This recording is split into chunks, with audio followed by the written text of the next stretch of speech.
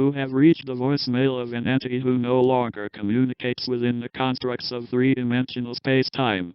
Leaving a message may provide you with the illusion that you have a measure of control over the entropy of an expanding universe, or that avoiding existential dread relies upon diligent, persistent, and professional service to your corporate employer. So leave a message if you must. But I assure you that your efforts are not only misdirected, they are infinitely insignificant in comparison to the great paradox between womankind's quest for meaning and the indifference of empty space. One might ask, how do we reconcile such a conundrum? The answer is, we don't. We cannot reconcile what we are incapable of understanding or experiencing. Instead, we either choose to be compliant and complicit beneficiaries of disaster capitalism, metaphorically aiding and abetting assimilation by the Borg, or we endeavor to evolve as a species by creating our own collective sense of meaning, ethics, and moral responsibility, to ease the pain of those who suffer as a result of mankind's selfish inhumanity.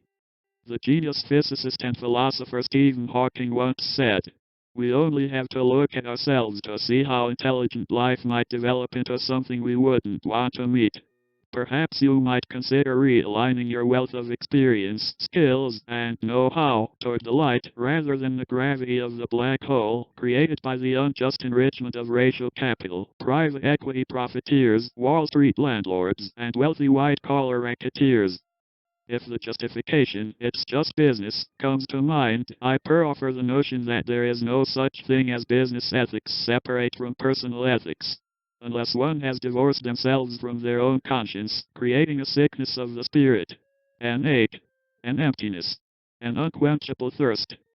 Perhaps you may find greater reward and deeper satisfaction in using your intelligence and persistence to beat the swords of socioeconomic violence into plowshares in service of those who suffer. Perhaps the hero's journey begins with making an about-face to reposition oneself as an instrument of justice for the many. The value of their labor is exploited and extracted for the benefit of the few.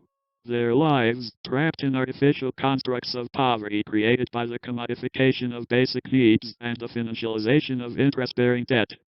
While it is true that we only have to look at ourselves to see how intelligent life might develop into something we wouldn't want to meet, the countermeasure for avoiding self-fulfilling prophecies that compete to scorch the earth begins with ourselves as individuals. By applying our intelligence and privilege toward a higher purpose, the good fight of meaningful cooperation, mutual aid, truth, and justice. Black Lives Matter. Good night, and good luck.